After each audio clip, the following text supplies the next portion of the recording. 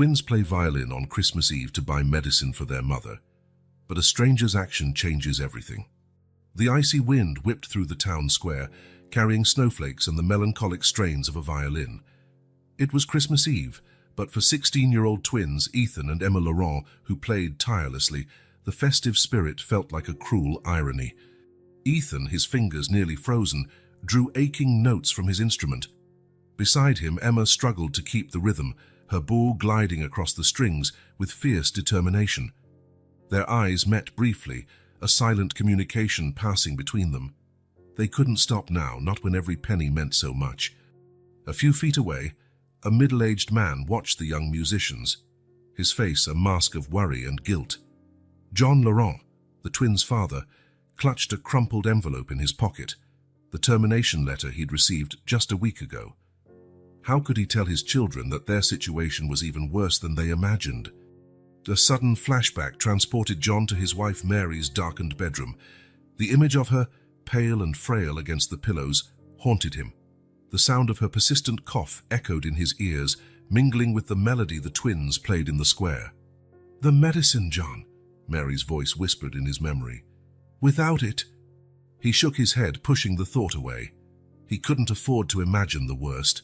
His eyes returned to Ethan and Emma, their brave hearts beating in time with the music they played. In the passing crowd, anonymous faces cast sympathetic glances, some stopping to drop coins into the open violin case at the twins' feet. But would it be enough? The question hung in the air, as tangible as the mist of their breaths in the cold air. Emma, sensing the weight of her father's gaze, looked up. For a moment her concentration wavered, and a sour note escaped her violin. Ethan shot her a quick glance, a mix of concern and silent encouragement. The young violinist closed her eyes, letting the music flow through her. In her mind she pictured her mother's face, the gentle smile she hadn't seen in so long. The memory of Mary, sitting at the edge of their beds, telling stories of Christmases past, made Emma play with renewed passion. Meanwhile, Ethan felt his numb fingers protesting against the relentless cold, but he didn't dare stop. Every note he played was a silent prayer, a plea to the universe for a miracle that could save his mother. Suddenly, a movement in the crowd caught John's attention. An elegant woman in a vibrant red coat had stopped to listen. Her face, partially hidden by a silk scarf, held an expression of fascination. For a moment, John thought he saw a tear glisten in her eye. Who was she? And why did his children's music seem to affect her so deeply?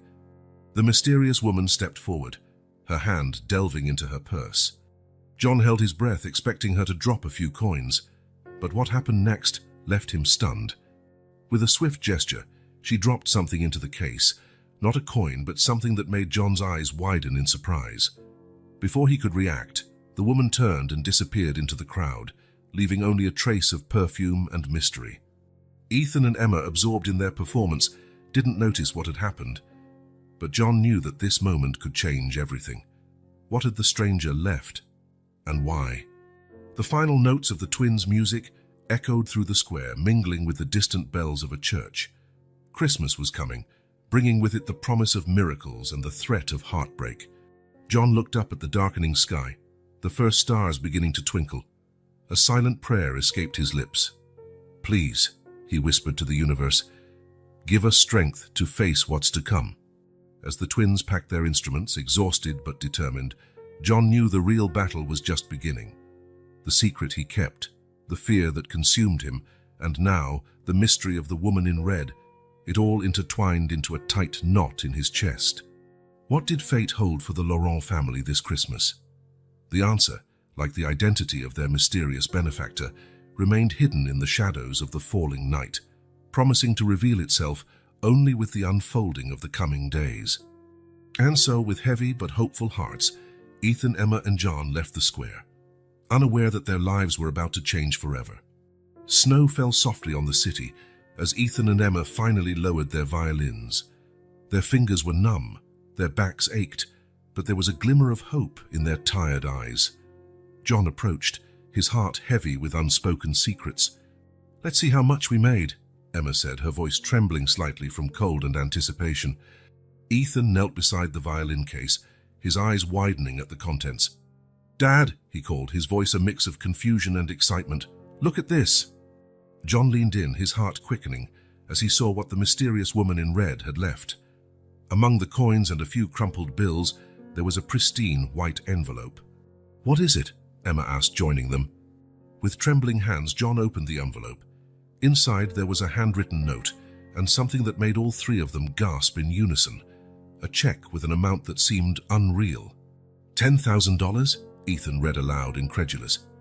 Emma picked up the note, her eyes quickly scanning the words written in elegant handwriting.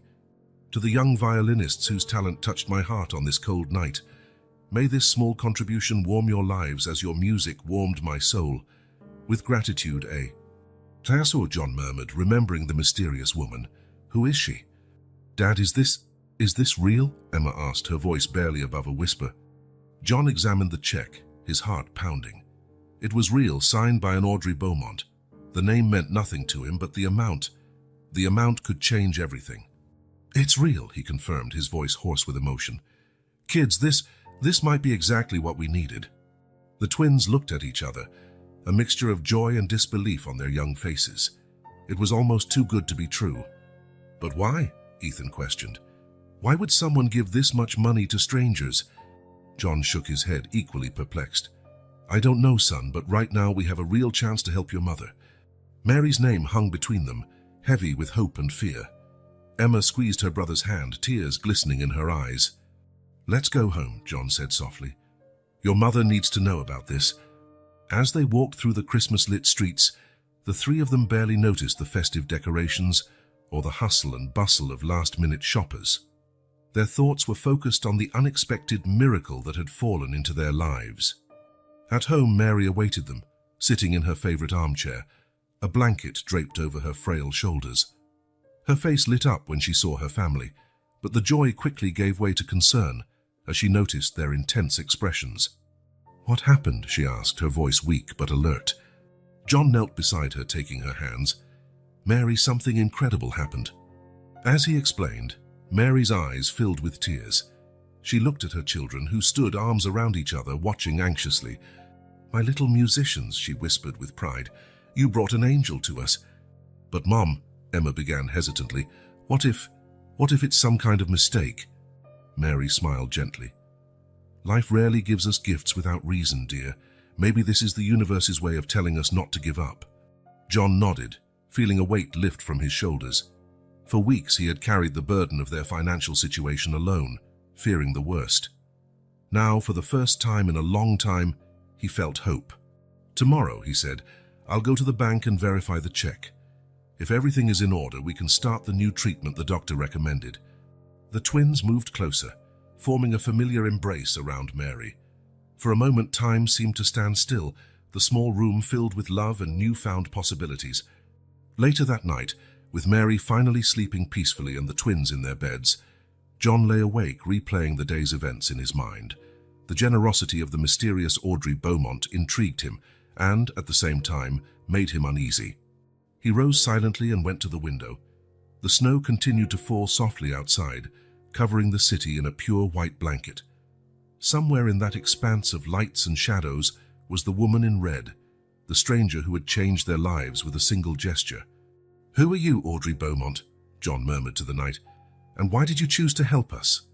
As he watched the sleeping city, John couldn't imagine that the answer to those questions would bring with it not only hope, but also challenges that would test the bonds of his family in ways he could never have foreseen. The clock on the wall struck midnight.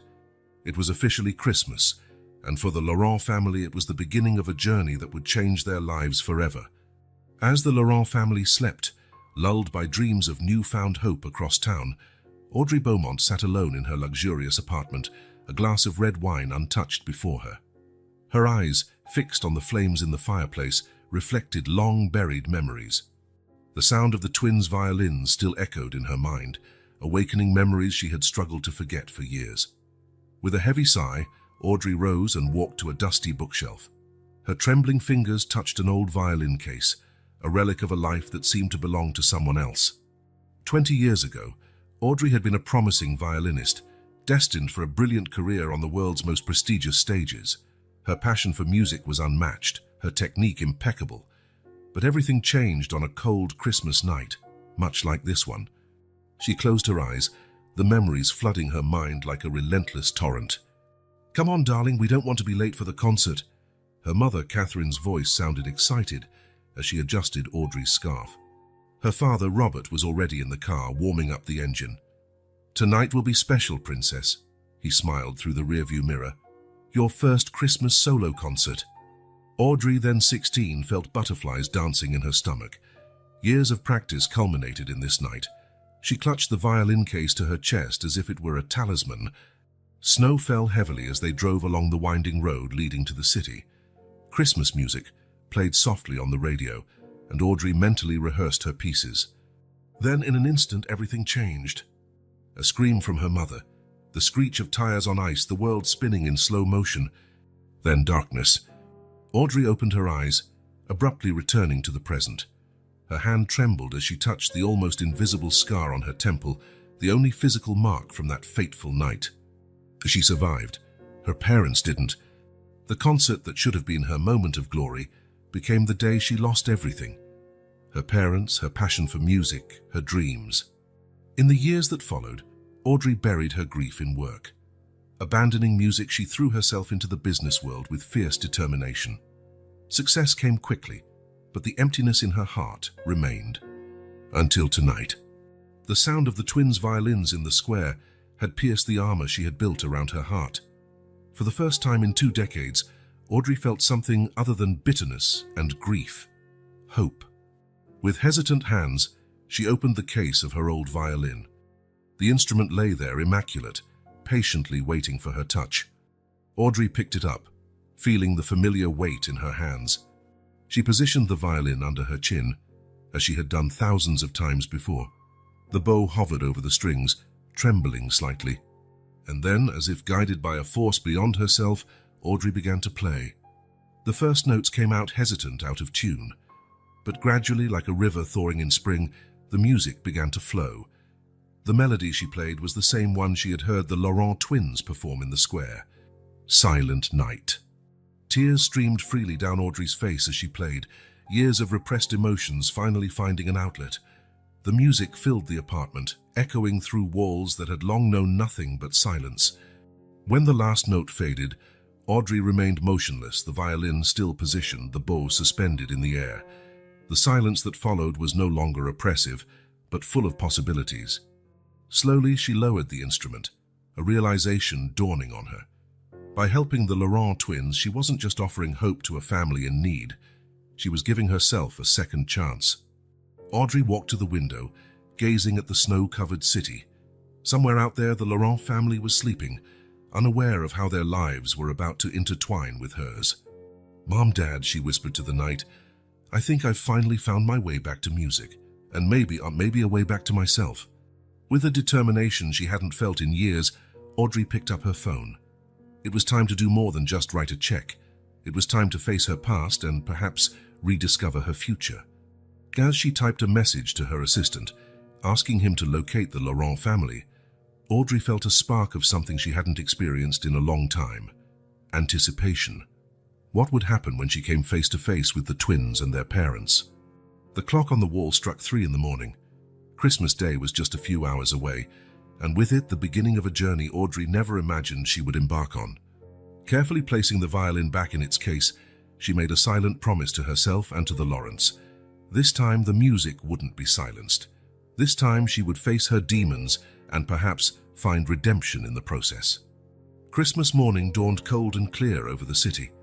In the modest Laurent home, the air was thick with a mixture of hope and apprehension.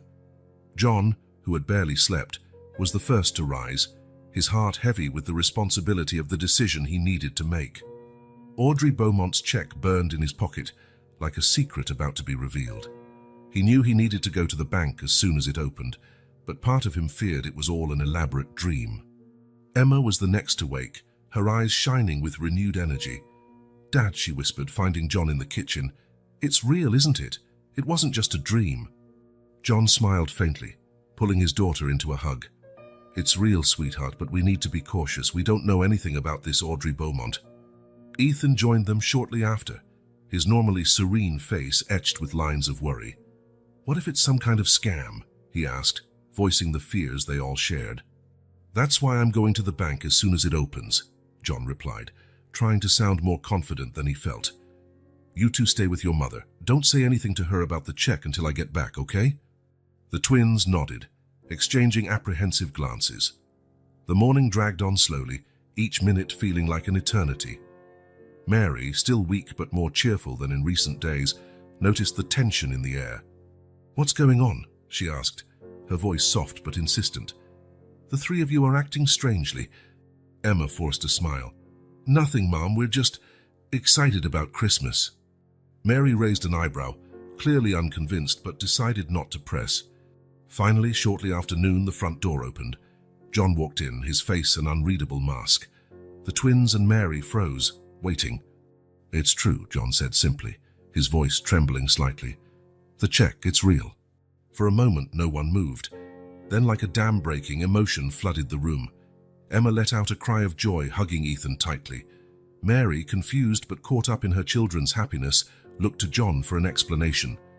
With tears in his eyes, John knelt beside Mary's armchair, taking her hands. "Last night, when the kids were playing in the square, something incredible happened," he began, his voice thick with emotion.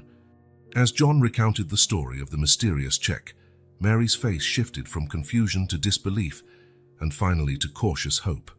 "But who is this woman?" she asked. "Why would she do this for us?" Before John could answer, the doorbell rang, making everyone jump. Ethan went to the door, opening it hesitantly. There, standing on the doorstep, was an elegant woman wearing a red coat. Her face, though marked by lines of worry, radiated a kindness that immediately put Ethan at ease. "Hello," she said softly. "My name is Audrey Beaumont. I was hoping I could speak with you." The silence that followed was broken by John, who approached the door. "Miss Beaumont," he said, his voice a mixture of gratitude and caution. "Please come in." Audrey stepped into the modest living room, her eyes scanning the faces of the Laurent family. When her gaze landed on the twins, a soft smile touched her lips. "You two have extraordinary talent," she said. Emma and Ethan exchanged glances, a blush creeping up their cheeks. "Thank you," Emma murmured. "But why? Why help us?" Audrey took a deep breath as if gathering courage. "Because you reminded me of something I lost a long time ago," she replied, her voice heavy with emotion. "The music, the passion, the hope." She then turned to Mary, who was watching everything with wide eyes from her armchair. Audrey approached, kneeling beside her. "Mrs. Laurent, I know you must be wondering who I am and why I'm here. The truth is, hearing your children play last night awakened something in me that I thought had died years ago." Mary extended a trembling hand, touching Audrey's arm. "You gave us hope when we needed it most," she said softly. Audrey smiled, tears glistening in her eyes. "And you gave me something I didn't even know I was looking for, a chance to reconnect with music and perhaps myself." John, who had been watching the scene in silence, finally spoke. "Miss Beaumont, we have no words to express our gratitude, but why so much? It's a huge amount." Audrey stood up, meeting John's gaze. "Because I can. Because your family deserves a chance, and because—" She hesitated, her voice failing for a moment. "Because 20 years ago, I lost everything on Christmas night. My parents, my music, my dreams. Hearing your children play made me realize that maybe it's not too late to reclaim some of what I lost." The room fell silent, Audrey's revelation hanging in the air like snowflakes. It was Ethan who finally broke the silence. You play too?" he asked timidly. Audrey nodded, a sad smile playing on her lips. "I used to, violin like you, but I haven't played for 2 decades, until last night." Emma stepped forward, her eyes shining. Maybe you could play for us someday." The suggestion caught Audrey by surprise. She looked at the hopeful faces around her, feeling something melt within her.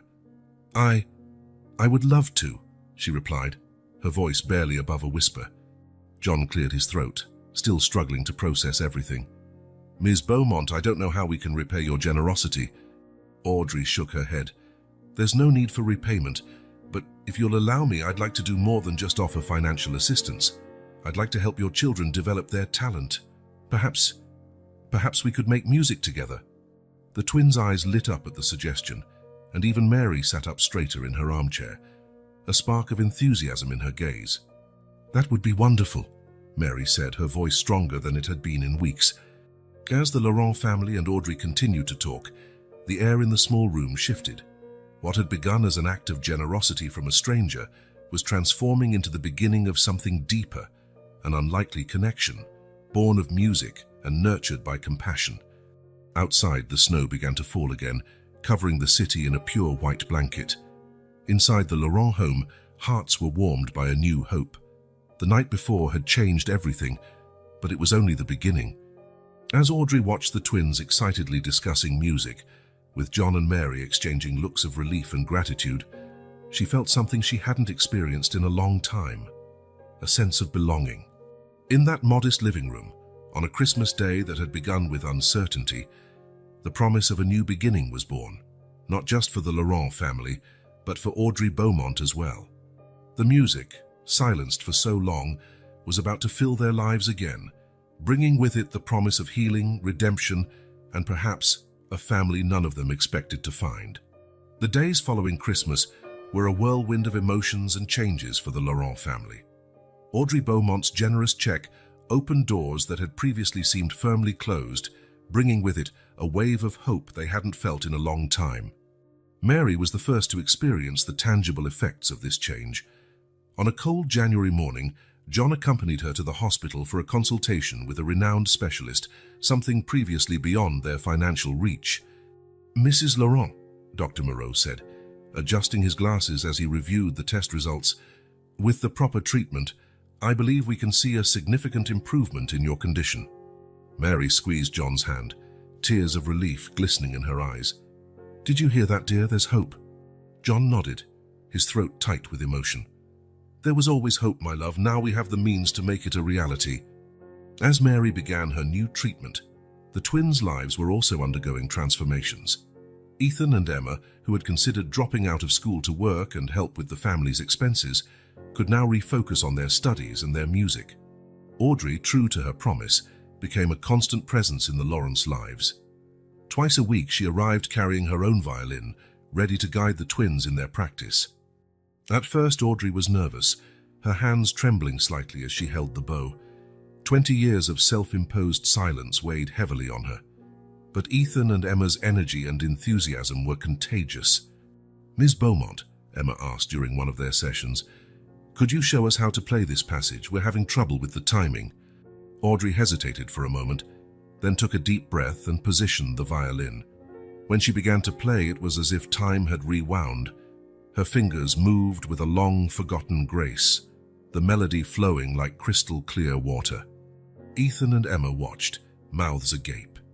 When Audrey finished, there was a moment of reverent silence, broken by the twins' enthusiastic applause.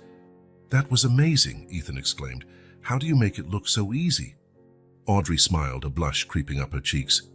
"Years of practice, Ethan. And now, thanks to you, I'm remembering how much I love this." As the weeks passed, Audrey's confidence grew, as did the twins' talent. Their practice sessions became moments of joy, not only for Ethan and Emma, but also for Audrey, who was rediscovering her passion for music. Meanwhile, John faced his own challenges. The loss of his job still weighed heavily on him, but with Audrey's help, new opportunities began to emerge. "John," Audrey said one day after a practice session with the twins, "I have a friend who's looking for someone with your experience for a project. Would you be interested?" John hesitated, his mind conflicted between gratitude and pride. "Audrey, you've already done so much for us." She raised a hand, gently interrupting him. "I'm not offering charity, John. I'm offering an opportunity. The rest is up to you." After a long conversation with Mary, John decided to accept the offer. To his surprise and relief, the work was exactly what he needed, a challenge that rekindled his confidence and professional passion. With Mary responding well to treatment, John back in the job market, and the twins thriving in their studies and music, the atmosphere in the Laurent home changed dramatically. The air, once heavy with worry, now vibrated with hope and possibilities. One evening, as the family gathered for dinner, with Audrey as the guest of honor, Mary raised her glass in a toast. "To music," she said, her voice stronger than it had been in months, which has brought light back into our lives. And to Audrey, added John, whose generosity has given us a second chance. Audrey lowered her eyes, touched by their words. You don't understand, she said softly. It was you who gave me a second chance. I was lost. Ethan and Emma's music brought me back. Emma, always the more emotional of the twins, impulsively hugged Audrey. You're part of our family now, she declared. Ethan nodded in agreement. Definitely, you're like a cool aunt who's also our music teacher. Everyone laughed, the sound of their joy filling the room like the sweetest of melodies. Later that night, after Audrey had left and the twins were in bed, John and Mary were alone in the living room. It's amazing, isn't it? Mary said, snuggling into her husband's arms. How our lives have changed in such a short time. John kissed the top of her head, inhaling the familiar scent of her hair. It's like we won the lottery, but not just with money. We won hope, music, and a new friend. Mary nodded thoughtfully. You know, sometimes I wonder, is there more to Audrey's story than she's told us? She seems to carry so much pain behind that smile. John reflected on his wife's words. It was true, there were moments when he caught a glimpse of sadness in Audrey's eyes, especially when she observed the Lawrence family interactions. Maybe, he finally said, but whatever her full story is, I'm grateful she came into our lives. Mary agreed, closing her eyes with a contented sigh. Me too, dear, me too. As the couple drifted off to sleep on the couch, lulled by the comfortable silence of the night, they couldn't imagine that their journey was far from over. Hope had been reborn in their lives, yes, but with it would come new challenges and revelations that would test the newly forged bonds of their expanded family. For now, however, the Laurent home was at peace, enveloped in a bubble of happiness and gratitude. The music, once silenced by adversity, now filled their days and nights, promising a brighter future than they had ever dared to dream. Spring arrived, bringing with it not only the blossoming of flowers, but also a series of unexpected challenges for the Laurent family and Audrey. What seemed to be a modern fairy tale began to show its first cracks, testing the newly formed bonds between them.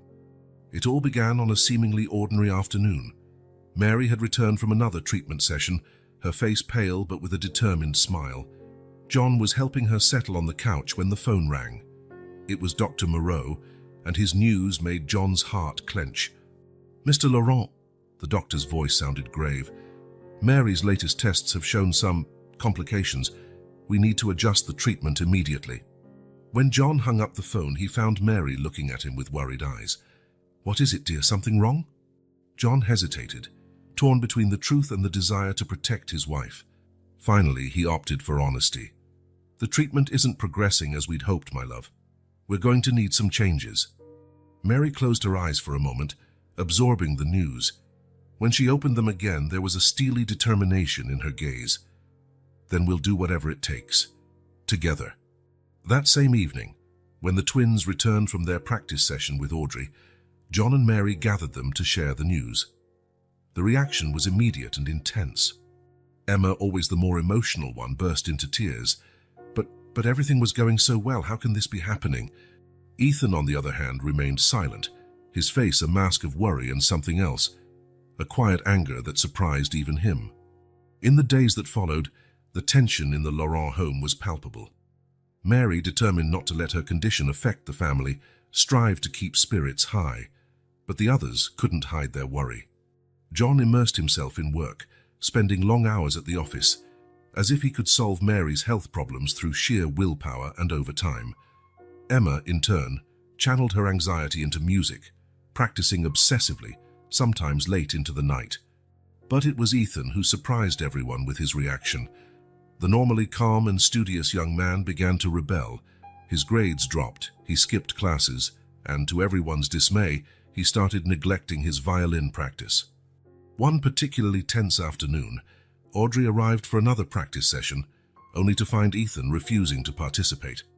"What's the point?" he exploded, his voice thick with frustration. "Playing the violin isn't going to cure Mom." Emma was shocked. "Ethan, how can you say that? Music is what got us here, what gave us hope." "Hope?" Ethan laughed bitterly. "What good is hope when reality keeps knocking us down?" Audrey, watching the scene with a heavy heart, decided to intervene. "Ethan, she said softly. "Can I talk to you privately?" Reluctantly, the young man followed her to the back garden. For a few moments they stood in silence, observing the flowers Mary had planted months ago, now in full bloom. "You know," Audrey began, her voice heavy with emotion, "when I lost my parents, I thought I would never find joy in music again. In fact, I thought I would never find joy in anything again." Ethan looked at her, surprised by the sudden confidence. How did you get over it?" Audrey smiled sadly. "The truth is, for a long time I didn't. I walked away from music. I walked away from everything I loved. I thought I was protecting myself from the pain, but in reality, I was only preventing myself from living." She paused, picking a delicate flower. "It was only when I heard you and your sister playing that Christmas Eve that I realized how much I had lost by giving up on music. It wasn't just the sound I missed. It was the connection, the emotion, the life that music brings." Ethan remained silent, absorbing Audrey's words. Finally he spoke, his voice trembling. "I'm scared, Audrey. Scared of losing my mom. Scared that all of this has been for nothing." Audrey placed a gentle hand on the young man's shoulder. "Fear is natural, Ethan, but don't let it paralyze you. The music you and Emma make, it brings joy not only to you, but to your mother, your father, to me. It's a reminder that even in the darkest moments, there's still beauty in the world." While they talked inside the house, Emma had joined her parents in the living room. Mary, noticing Ethan's absence, asked, "Where's your brother?" Emma sighed. "Outside with Audrey. He's having a hard time, Mom." Mary nodded understandingly. "We all are, dear, but we need to support each other." John, who had remained silent, finally spoke. Maybe we've put too much pressure on them, Mary, with the music, with everything." "No, Dad," Emma protested. "Music is what keeps us together. It's what gives us strength." At that moment, the back door opened and Ethan entered, followed by Audrey. His eyes were red, but there was a renewed calmness in his demeanor. "I'm sorry," he said softly. I didn't mean to worry you." Mary opened her arms, and Ethan rushed into his mother's embrace, tears finally flowing freely. Emma joined the hug, and soon John was there too, enveloping his family. Audrey watched the scene with a mixture of joy and a pang of sadness. It was a painful reminder of what she had lost, but also a testament to the healing power of love and music. John, noticing Audrey standing apart, extended his hand. "You too, Audrey. You're part of this family now." Hesitantly, Audrey joined the group hug, and there in the middle of the Lawrence living room, surrounded by love and acceptance, she felt something she hadn't felt in decades, a sense of belonging. Later that night, after an emotionally charged practice session, where every note seemed to carry the weight of their hopes and fears, the Laurent family and Audrey sat down to a simple dinner. Mary, looking around the table, smiled. "You know," she said, her voice soft but firm, "no matter what happens with my treatment, I already feel like the luckiest woman in the world. I have you, I have our music, I have love. What more could I ask for?" There was a moment of touched silence, broken by Ethan. "We can ask for more days like this, Mom. Days where we're all together, facing whatever comes our way. And we'll keep making music," Emma added, "no matter what." Audrey, with tears in her eyes, raised her glass. "To family," she said, "in all its forms." As they toasted, there was a silent understanding between them. The challenges weren't over. In fact, they might just be beginning. But they would face them together, with music as their unifying force and love as their guide. The evening ended with the soft sounds of Ethan and Emma's violins floating through the house, a melody of hope and determination. And although the future remained uncertain, in that moment, they had everything they needed, each other, and the music in their hearts. Autumn arrived, painting the trees gold and red, as a new energy filled the Laurent home. One mild September afternoon, Audrey arrived with a determined glint in her eyes. "I have an idea," she announced, gathering the family in the living room. "How about we organize a benefit concert?" Emma's eyes widened with excitement. "A concert? Us?" Audrey nodded, smiling. "Yes, you two as the main stars. We could raise funds for Mary's treatment and for other families in the same situation." John, ever practical, frowned. "It's a wonderful idea, Audrey, but organizing a concert is a big undertaking." "Leave that to me," Audrey replied confidently. I still have some contacts in the music world. We can make this happen." Mary, who was sitting in her favorite armchair, her eyes shining with an energy not seen in weeks, spoke softly. "I think it's a wonderful idea. It would be like a rebirth for all of us." With Mary's support sealing the decision, preparations began immediately. Audrey dove headfirst into the organization, making calls, sending emails, and coordinating every detail with military precision. For Ethan and Emma, the prospect of the concert was both exciting and terrifying. Their practice sessions intensified, often stretching late into the night. One night, after a particularly exhausting rehearsal, Emma set her violin aside, frustration evident on her face. "What if we're not good enough, Ethan? What if we disappoint everyone?" Ethan, always the pillar of strength for his sister, placed a comforting hand on her shoulder. "Remember what Mom always says. It's not about being perfect. It's about feeling the music and sharing it." Audrey, who was passing by in the hallway and overheard the conversation, entered the room. "You two have an extraordinary gift," she said gently, "but more importantly, you have heart. That's what will touch people." Encouraged, the twins returned to practicing with renewed vigor. Their interwoven melodies echoed through the house, a symphony of hope and determination. Meanwhile, news of the benefit concert spread rapidly through the community. To the Laurent family's surprise and emotion, the response was overwhelmingly positive. The local baker offered to provide refreshments for free. The florist promised to decorate the concert venue with her most beautiful arrangements. Even the grumpy Mr. Dubois, known for his reclusive nature, offered to help sell tickets. "It's incredible," John remarked one night, amazed by the generosity of their neighbors. "I never imagined we'd have so much support." Mary smiled, her eyes shining with tears of gratitude. Sometimes it takes going through difficult times to see the best in people. Preparing for the concert brought a new routine to the Laurent household. Mornings were dedicated to Mary's treatment, which to everyone's delight was beginning to show signs of improvement. Her cheeks regained color, and she had enough energy to sit in the garden and listen to the twins' rehearsals. Afternoons were filled with intensive practice sessions. Audrey, rediscovering her own passion for music, often joined the twins, their melodies intertwining in perfect harmony. One afternoon, while practicing a particularly challenging piece, Mary surprised them by entering the music room. With slow but determined steps, she sat down at the piano that had remained silent for so long. "Mom?" Emma asked, her voice a mixture of surprise and concern. Mary smiled, her fingers caressing the keys reverently. "I think it's time I joined you, don't you think?" With tears in her eyes, Audrey nodded. "There's always been a place for you in this orchestra, my friend." And so, for the first time in years, the sweet voice of Mary's piano joined the melodies of the violins, creating a symphony that spoke of love, hope, and healing. As the day of the concert drew closer, excitement and nervousness grew in equal measure. Ethan and Emma spent every spare moment practicing, determined to give their best. John found himself taking on the role of impromptu manager, coordinating volunteers, and ensuring every detail was perfect. His nights were spent soothing frayed nerves and offering words of encouragement. A week before the big day, Audrey arrived with a surprise. "I got a bigger venue," she announced, barely containing her excitement. "The City Hall has offered to host the concert for free." The news was met with shouts of joy and emotional hugs.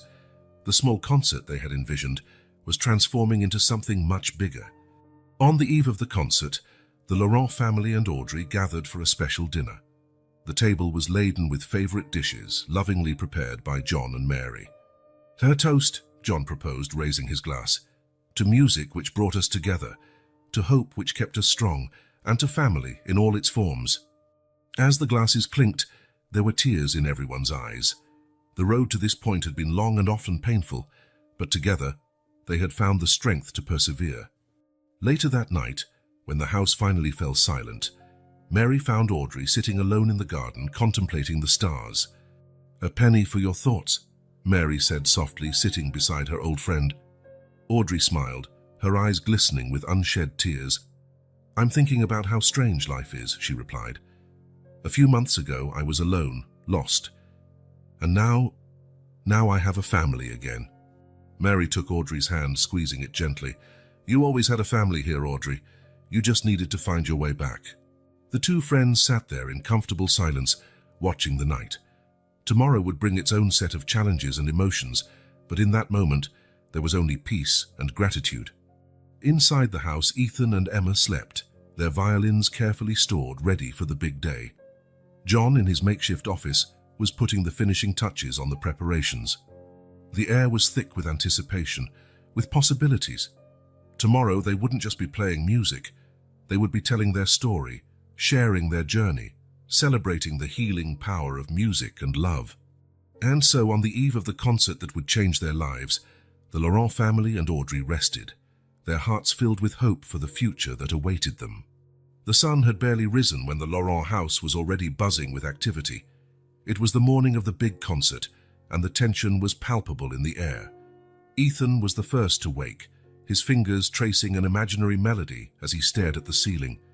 Beside him, Emma tossed and turned restlessly, murmuring notes in her sleep. In the kitchen, John prepared breakfast, his hands trembling slightly as he handled the cups. The sound of soft footsteps made him turn, finding Mary standing at the doorway, a tired smile on her face. "You should be resting," he said softly, but the pride in his eyes was evident. Mary approached, hugging him from behind. "I couldn't sleep. Today is a big day for our family." As the couple shared a moment of quiet, the sound of violins began to echo down the hallway. The twins had awakened and, as usual, turned to music to calm their nerves. Audrey arrived shortly after, carrying a stack of sheet music and a determined look. "Good morning, family," she called, her voice a mixture of enthusiasm and anxiety. "We have a lot to do today." As the morning progressed, the tension mounted. Ethan, normally calm and focused, let out a series of dissonant notes during rehearsal, frustration evident on his face. "I can't do this," he exclaimed, lowering his violin. "What if I mess everything up on stage?" Emma, surprising everyone, was the one who calmed him. "Ethan, remember when we were little and we played for Mum in the hospital? It wasn't about being perfect. It was about bringing joy." Emma's words seemed to soothe not only Ethan, but everyone in the room. For a moment, the weight of expectations dissipated, replaced by the memory of why they were doing all of this. As the twins resumed rehearsal with renewed determination, Audrey pulled Mary aside to a quiet corner of the house. "There's something I need to tell you," she said, her voice low and intense. Mary looked at her friend with concern. "What is it, Audrey?" Audrey took a deep breath, gathering her courage. "Do you remember that competition so many years ago that you were going to when the accident happened?" Mary nodded slowly, hazy memories stirring in her mind. "I was supposed to be in that car with you," Audrey continued, tears welling up in her eyes. "But I got sick at the last minute. For years, I carried that guilt. The thought that if I had been there, maybe things would have been different." Mary took Audrey's hands in hers. "Oh, Audrey, you can't blame yourself for that. Fate works in mysterious ways. Look at us now, reunited again." The two friends embraced, years of unspoken pain finally finding release. When they separated, there was a new depth to their connection, a mutual understanding that transcended words. The afternoon brought new challenges. John, while checking the final arrangements with the theatre, received alarming news. "What do you mean, technical problem?" he asked into the phone, his face paling. The family gathered around him, tension mounting as he listened to the explanation. When he hung up, John looked defeated. "The theatre's sound system is malfunctioning. They're not sure if they can fix it in time." A heavy silence fell over the room. All the hard work, all the preparation, everything seemed to be hanging by a thread. It was Mary who broke the silence.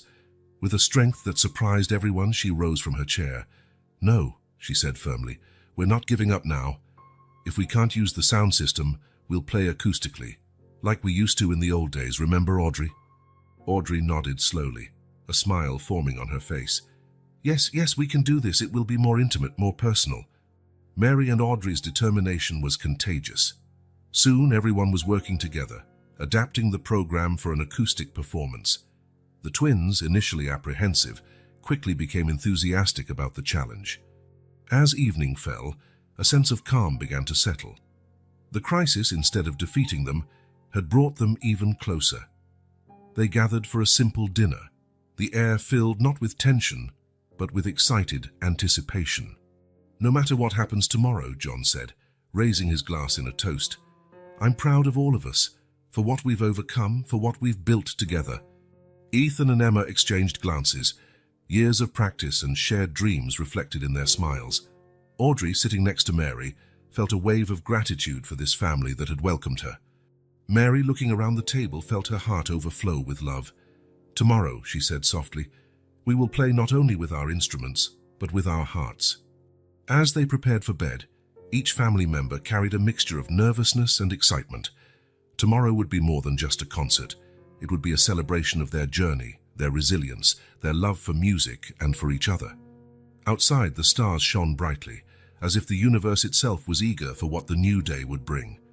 In the Laurent home, despite the challenges faced and those yet to come, there was a comforting certainty. Together, they could face anything. And so, on the eve of the big day, they fell asleep, their hearts beating in unison, ready to create a symphony that would resonate far beyond the walls of the theater, touching lives and inspiring hearts. The day of the concert dawned with a mixture of anticipation and nervousness hanging over the Laurent household. As the family moved in a chaotic dance of last-minute preparations, no one could predict the emotional storm that was about to unfold. Emma, always the more organized of the twins, was in the attic searching for an old score she wanted to include in the program. Rummaging through a dusty box, her fingers touched a worn leather object. Curious, she pulled it out, revealing an old diary. "Mom," she called, descending the stairs, "I found something I think is yours." Mary looked at the diary in Emma's hands, her face paling visibly. Where did you find that?" Mary's reaction caught everyone's attention. John approached, concern evident on his face. "Mary, what is it?" With trembling hands, Mary took the diary. "I thought I'd lost this years ago after the accident." Audrey, who was tuning her violin, froze at the sight of the object. Her eyes widened in recognition. "Is that the diary?" Audrey's tone made Ethan frown. "What diary? What are you talking about?" Mary took a deep breath, looking to Audrey for support. With a small nod from her friend, she opened the diary. "There's something you need to know. Something I myself had forgotten until recently." The family gathered in the living room, the tension palpable in the air. Mary began to read, her voice trembling slightly. "September 15th, 1999. Today Audrey and I were accepted into the conservatory. I can hardly believe it. Our dream is coming true. But there's something else, something I haven't told anyone yet. Mary paused, tears welling up in her eyes. John gently took her hand, encouraging her to continue. "I'm pregnant. Almost 2 months. I don't know what to do. How can I follow my dream now?" The silence that followed was deafening. Ethan and Emma exchanged shocked glances, while John looked as if he'd been struck by lightning. "Mary," he whispered, you never told me." Mary shook her head, tears now flowing freely. "I didn't remember, John. After the accident, there were so many holes in my memory. And then you were there, supporting me, loving me. We had the twins. It felt like life had given me a second chance." Audrey stepped forward, her own face etched with emotion. "I was there when Mary found out. We were planning to go together to an important competition, a chance to secure our future at the conservatory." The twins, who until then had remained in shock, finally found their voices. So what happened?" Emma asked, her voice barely a whisper. Mary closed her eyes, long-buried memories resurfacing. "The accident happened. I was on my way to the competition with Audrey's parents. Audrey was supposed to be with us, but she got sick at the last minute. I should have been in that car," Audrey said, her voice choked with emotion. "For years I carried that guilt, the thought that if I had been there, maybe things would have been different." John, who had remained silent, finally spoke. His voice was low, controlled, but filled with contained emotion. "Why didn't you ever tell me about this, Mary? About the pregnancy? About Audrey? I thought there were no secrets between us." Mary turned to her husband, desperation in her eyes. "John, I swear I didn't remember. The trauma of the accident. There were so many things I just couldn't access. And when we met, when we built our family, it felt like everything had started there." Ethan, always the more analytical one, frowned. "But what about us? Does this mean that we might not be—" "No," Mary interrupted firmly.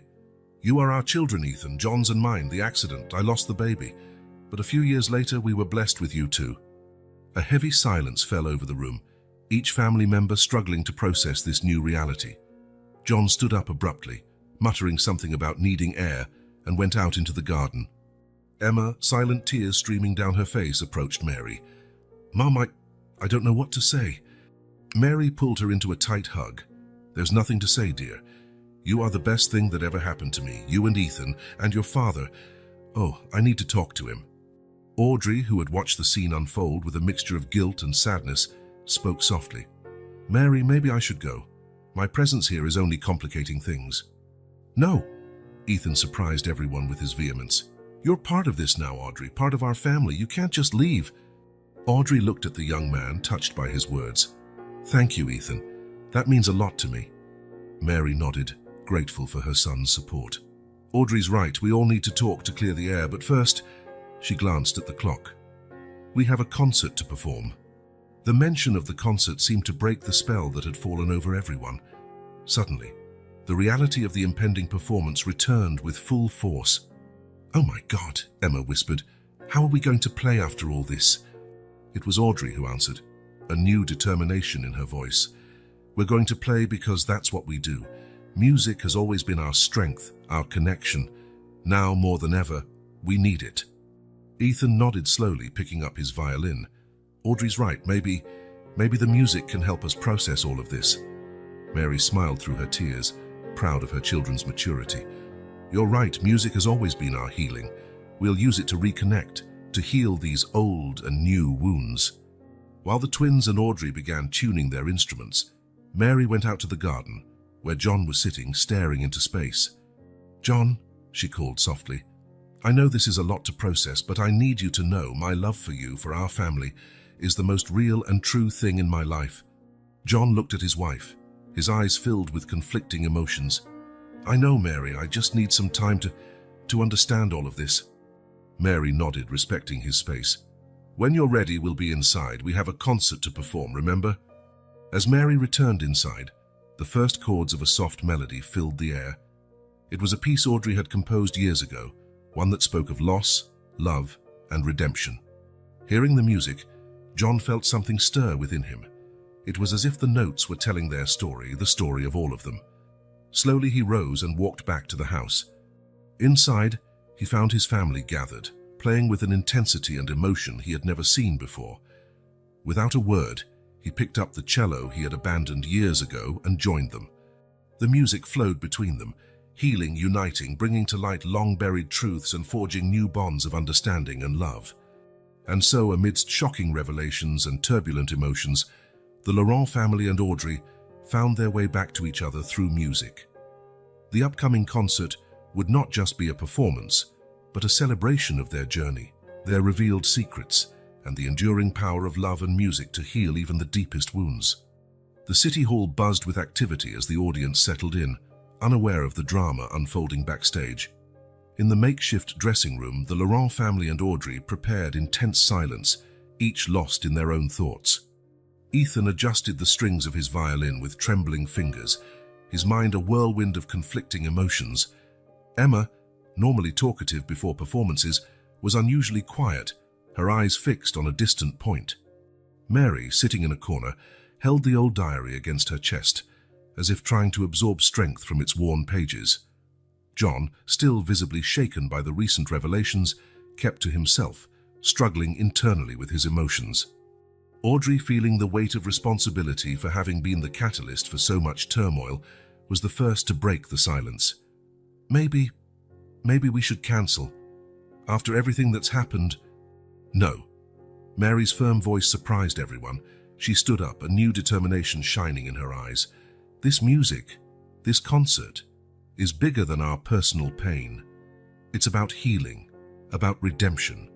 We need this now more than ever." Her words seemed to awaken something in each of them. Slowly, silent nods went around the room. John approached Mary, taking her hand in his. "You're right. Together we've always been stronger. Music brought us together once. It can unite us again." The twins exchanged glances, a mutual understanding passing between them. Emma was the first to speak. "Let's do this. For us. For our family. Ethan nodded, a small smile forming on his lips. And for everyone out there who came to hear us, they deserve our best. With heavy hearts but determined spirits, the Laurent family and Audrey made their way to the stage. The curtains opened, revealing an expectant audience. For a moment, silence reigned, charged with anticipation. Ethan and Emma took their positions at the center of the stage, their violins at the ready. With an exchange of glances, they began to play. The first notes, hesitant at first, soon gained confidence. The melody that flowed from their instruments was heartbreakingly beautiful. It was as if each note carried the weight of their newly discovered emotions, their doubts, their fears, but also their hope and love. In the audience, people were immediately captivated. There was something in the twins' performance that went beyond mere technique. It was raw, emotional, deeply human. As she played, Emma felt silent tears streaming down her face. Each note was a catharsis, a release of everything she had held inside since the revelation of the family secret. Beside her, Ethan played with an intensity that surprised even himself, channeling his confusion and anger into a passionate performance. Mary and John watched from the wings, their hands intertwined. Seeing their children on stage, transforming their pain into something so beautiful, brought a wave of emotions that threatened to overflow. "They're incredible," John whispered, his voice choked with emotion. Mary nodded, unable to speak through the lump in her throat. The twins' piece came to an end, met with thunderous applause. But there was no time for rest, it was time for the next act. Audrey stepped onto the stage, her violin in hand. She paused, looking at the Laurent family, seeking reassurance. With encouraging smiles, they urged her to continue. Audrey's first notes were hesitant, laden with the weight of decades of guilt and regret. But as she played, something began to shift. It was as if each note was a confession, a plea for forgiveness, not just from the Laurents, but from herself. In the audience, people were mesmerized. There was an almost ethereal quality to Audrey's music, touching something deep within the soul of each listener. Then something unexpected happened. Mary, moved by an impulse she didn't fully understand herself, picked up a violin and joined Audrey on stage. A murmur of surprise rippled through the audience. This wasn't part of the program, but no one dared interrupt. Mary and Audrey's melodies intertwined, dancing together like long-lost friends finally reunited. It was a musical conversation, full of questions, answers, forgiveness, and finally, acceptance. Inspired by their mother's courage, Ethan and Emma joined the impromptu performance. Their notes blended seamlessly, creating a harmony that spoke of family, of bonds that transcend time and secrets. John, watching from the wings, felt his heart swell with a love so intense it almost hurt. Without a second thought, he picked up the cello he had brought and joined his family on stage. The audience watched, astonished, as the Laurent family and Audrey created a spontaneous symphony of raw emotions and pure beauty. There was no rehearsal, no sheet music, just 5 souls communicating through the universal language of music. As the performance reached its climax, something magical seemed to happen on stage. The barriers that had been erected between them in the past hours began to crumble. Through the music, they found a way back to each other, a path to understanding and forgiveness. The last notes echoed through the theater, followed by a moment of reverent silence. Then, like a wave, the audience rose to their feet in a deafening ovation. Tears flowed freely, not just on stage, but also in the audience who, unknowingly, had witnessed not just a concert but an act of healing and redemption. As the curtains closed, the Laurent family and Audrey remained center stage, united in an emotional embrace. Words weren't needed. Everything that needed to be said had been expressed through their music. Mary looked at each of them, her children, her husband, her rediscovered old friend, and felt a wave of gratitude so intense she could barely breathe. "Thank you," she whispered, her voice almost inaudible over the continuing applause. "Thank you for not giving up. On me, on us, on the music." John kissed his wife's forehead, years of love and understanding in his gaze. "We're a family," he said simply. "We got through this together." Ethan and Emma, still emotional from their performance, smiled through their tears. "Music has always been our strength," Emma said, "now more than ever." Audrey, who had felt like an outsider for so long, was now firmly embraced by the Laurent family. "You gave me a second chance," she said, her voice thick with emotion. "A chance to make peace with the past and embrace the future." As they left the stage, exhausted but deeply transformed, there was a shared feeling among them. The concert hadn't just been about music or fundraising. It had been an act of redemption, a new beginning. The revelations of the past, though painful, had paved the way for a deeper connection, a richer understanding of who they were individually and as a family. And so, under the incessant applause of the audience, the Laurent family and Audrey left the stage not just as acclaimed musicians, but as a redeemed family, united and strengthened by the transformative power of music and unconditional love. Snow fell softly outside, blanketing the city in a white silent cloak, as the Laurent family and Audrey gathered in the living room. The clock on the wall struck midnight, officially marking the start of Christmas Day. The concert had ended hours ago, but the energy of the performance still pulsed within each of them, mingled with the tension of the recent revelations. Mary was the first to break the contemplative silence. Her eyes, tired but determined, scanned the faces of her loved ones. "I think we have a lot to talk about," she said softly, her voice laden with emotion. John nodded, gently squeezing his wife's hand. "Yes, we do. And I think it's time we laid everything out in the open, with no more secrets or half-truths." Ethan and Emma exchanged nervous glances. The discovery of their mother's past and the unexpected connection with Audrey still weighed heavily on their minds. It was Audrey, however, who took the initiative to speak. I want to start by apologizing to all of you," she said, her voice trembling. "My fear of facing the past, my cowardice in not revealing the truth from the beginning. I almost destroyed something precious here." Mary shook her head, a gentle smile on her lips. "No, Audrey. Your return to our lives, however tumultuous it has been, has brought us a chance for healing that we didn't know we needed." Emma, who had remained restless, finally spoke. "But how can we simply move on? How can we trust, knowing that there was so much we didn't know about our own history?" John leaned forward, his face serious but compassionate. "Emma, dear, life is rarely simple or clear. Secrets have a way of eating away at us, it's true, but the truth, however difficult it may be to face initially, sets us free. What matters now is how we choose to move forward." Ethan, who had remained thoughtful, finally spoke up. "When I found out about the past, I felt betrayed, confused. But today, on stage, it was as if we were telling our true story for the first time, through music. I felt a connection that goes beyond words or secrets." Mary smiled at her son, tears glistening in her eyes. "Both of you, Ethan and Emma, have always been our greatest blessing. Nothing that happened in the past, no secrets or revelations, changes the love we feel for you or the fact that you are the heart of this family." John turned to Mary, years of love and understanding reflected in his gaze. "Mary, I'm sorry for reacting with anger and confusion at first. I understand now that you were also struggling to understand all of this, to reconcile your lost memories with the life we built together." Mary squeezed John's hand, gratitude evident in her face. "Thank you, my love. Your strength and support have always been my safe harbor, even in the most difficult times." Audrey watched the scene with a mixture of joy and a tinge of melancholy. "You have something truly special here," she said softly. "A family united by love and understanding.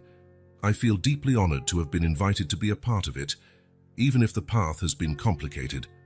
Emma, moved by a sudden impulse, stood up and crossed the room to hug Audrey. "You're part of our family now, whether you like it or not," she declared firmly, her voice choked with emotion. Ethan joined the hug, followed by Mary and John. In the center of that collective embrace, Audrey finally felt the weight of decades of guilt and isolation begin to dissipate. It was as if, through that simple gesture, she was truly being forgiven and welcomed. When they separated, there were tears in everyone's eyes, but also smiles. Smiles of understanding, of forgiveness, of love renewed and strengthened by the trials they had faced together. "You know," John said, glancing at the clock, "it's technically Christmas now. What do you say we celebrate? After all, we have a lot to be grateful for." The suggestion was met with palpable enthusiasm. Within minutes, the atmosphere in the room transformed. Christmas lights, which had been forgotten in the flurry of recent events, were lit, bathing the room in a warm glow. Christmas carols began to play softly in the background, and the comforting aroma of hot chocolate soon filled the air. As everyone settled in with their steaming mugs, Mary raised hers in a toast. "To family," she said, her voice full of emotion, "in all its forms, with all its imperfections and unexpected beauties. To truth," John added, raising his own mug, "which, even when it initially hurts, has the power to free us and unite us in ways we never imagined possible. To music," Ethan and Emma said in unison, exchanging knowing smiles, "which gives us a voice when words fail and connects us beyond the barriers of time and secrets." Audrey hesitated for a moment before raising her mug, the emotion clear in her voice. "To second chances," she said softly, "and to the transformative power of forgiveness and unconditional love." As the night stretched into the early morning hours, the conversation flowed freely, punctuated by laughter and occasional tears of emotion. Stories of the past, previously guarded or forgotten, were shared openly, each revelation serving not to separate, but to strengthen the bonds between them. Ethan and Emma, sitting together on the sofa, reflected on how their perceptions of family and identity had changed in the last 24 hours. "It's strange," Emma murmured to her brother. "I feel like I'm meeting our family for the first time, but at the same time I've never felt so connected to everyone." Ethan nodded, understanding perfectly. "It's like our family history has gained new layers, new depths. I've discovered that we are more complex, more resilient than I ever imagined." Mary and John, watching their children from where they sat, felt a wave of pride and love. "They've grown so much," Mary whispered to her husband, "not just in age, but in understanding and compassion." "Just like us," John replied, kissing his wife's forehead softly. "Every challenge, every revelation has made us stronger, closer." As the night wore on, Audrey shared more about the years she spent away from music and the life she had known. She spoke about her journey of self-discovery, about how hearing Ethan and Emma play that Christmas Eve had rekindled a flame she thought had been extinguished forever. "You gave me more than a second chance at music," she said, looking gratefully at each member of the Laurent family. "You gave me a second chance at life, an opportunity to belong again." When the first rays of Christmas morning sun began to filter through the windows, the Laurent family and Audrey found themselves exhausted, but profoundly changed. The secret that had initially threatened to tear them apart had, paradoxically, united them in a way they never imagined possible. Mary, looking around at her extended family, felt a wave of gratitude so intense it almost took her breath away. "You know," she said, her voice soft but firm, "a year ago, when we were facing so much uncertainty, I could never have imagined that we would be here today, stronger and closer than ever." John nodded, hugging his wife. "Life has a funny way of surprising us. Sometimes it's the greatest challenges that bring us the greatest blessings." Ethan and Emma, inspired by their parents' words, exchanged glances before Emma spoke. "I think I understand now why music has always been so important to our family. It's not just about the notes or the melody. It's about connection, expression, healing." "Exactly," Ethan agreed. "It's our way of telling our story, of processing our emotions, of connecting with each other and with the world." Audrey, who had spent so long running from her past and her passion for music, felt a peace she hadn't experienced in decades. "Thank you," she said simply, her voice laden with emotion, "for showing me the true spirit of Christmas, forgiveness, love, and the beauty of new beginnings." Mary smiled, hugging her old friend. "Welcome back to the family, Audrey, this time to stay." And so, as the world outside awoke to Christmas celebrations, the Laurent family and Audrey celebrated something deeper and more enduring: the transformative power of truth, the warmth of forgiveness, and the eternal melody of familial love. The concert the night before had been just the prelude to a new symphony in their lives, a composition rich in harmony, deep in emotion, and infinitely more beautiful than any they had played before. That Christmas morning, as they exchanged simple gifts and shared a breakfast filled with laughter and promises for the future, each of them knew they had received the greatest gift of all, the gift of family, renewed, strengthened, and more precious than ever.